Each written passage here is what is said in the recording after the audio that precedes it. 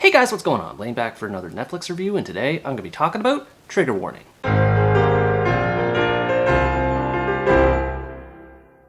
Trigger Warning is an American action thriller that tells the story of Parker, a soldier who returns home to the United States on leave from her duties to attend the funeral of her father, who was seemingly killed in a mining accident while she was in the middle of a mission in Syria. The circumstances of her father's death immediately raises Parker's suspicion, and she takes it upon herself to try and find out what really happened to him. This puts her in the crosshairs of dark forces that she has to fight against in order to find out the truth. It's been a while since I've seen Jessica Alba in any movie, so I was looking forward to seeing this, but unfortunately my excitement was misplaced. This is yet another one of many generic action flicks bogged down by cliché writing and characters that just can't hope to stand out from the crowd. I will say Alba does a mostly good job of playing her character Parker.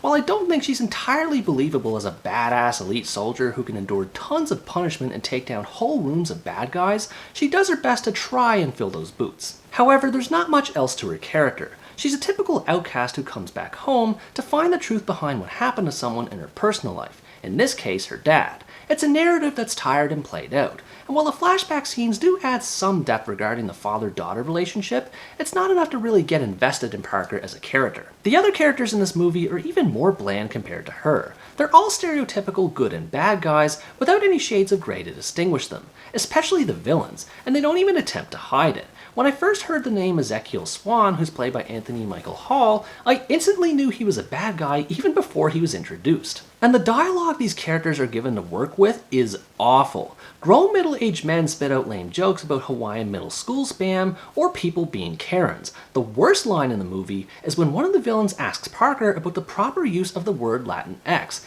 which is not only a terrible word in general, but it's like, what does this have to do with anything in the story? The way these characters are written is bad enough, but even the acting can be a problem. Not so much with the acting itself, but how a character is supposed to act, especially for Parker.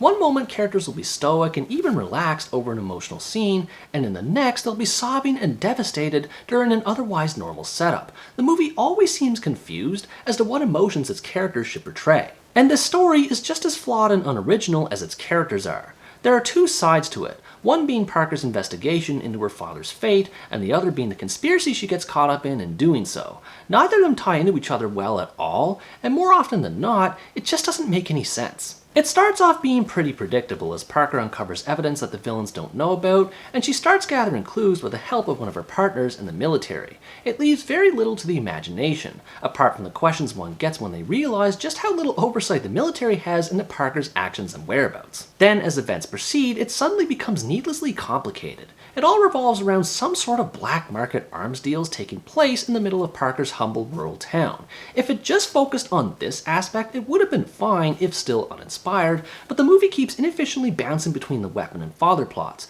and leaves both feeling weaker as a result. This is when I started to notice how bad the editing was in this movie too.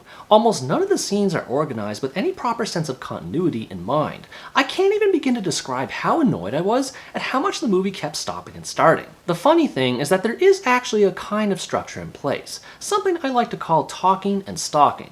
Parker talks in one scene, then stalks in the next, and then it goes back and forth. The constant jumping this movie does makes it difficult to keep track of different plot points that occur and whether or not they even matter in the long run. On top of the movie's priorities being all over the place, the story just meanders and does whatever it feels like. I never got a good sense of Parker's father's actions or how the military tied into everything because the pacing is so slow and boring that I just didn't care. The movie wasn't quite as boring when it came to the action scenes, which admittedly is probably the main reason to watch it anyway.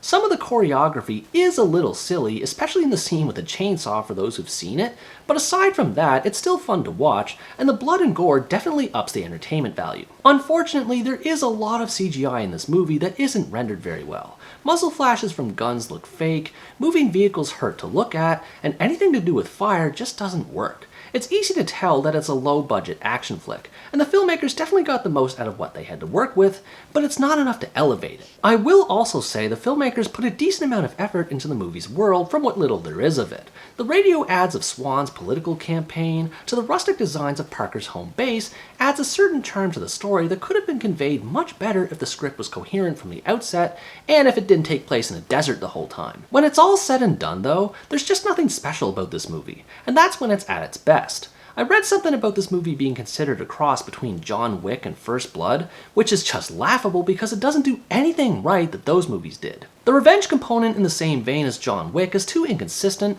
and the outcast component similar to that of First Blood simply isn't there. This movie could have been an interesting fusion of both of those elements in showing the struggles soldiers go through when taking matters into their own hands, but instead the whole thing ends up being completely forgettable. Overall, Trigger Warning is a subpar action flick that barely succeeds in being an entertaining action flick and fails on every other front. If you like action movies and don't want to think too hard in terms of plot, you may enjoy this movie for a little while, but I wouldn't be surprised if you found yourself lost at some point while watching it. As enjoyable as the action is, it's not enough to hold up the rest of the movie. Those who enjoy scouring the bottom of bargain bins may be right at home with this one, but for everyone else, the lame characters in the jumbled story should be enough warning to steer clear from it. What did you think about this movie? Did you find it to be a welcome return to form for Jessica Alba, or were you as disappointed with it as I was? Let me know in the comments below. Anyways guys, that's going to wrap up my review of Trigger Warning. Thanks for watching this video, I hope you enjoyed it, and as always stay tuned for the next part, where next time I review the Japanese romantic drama, Drawing Closer.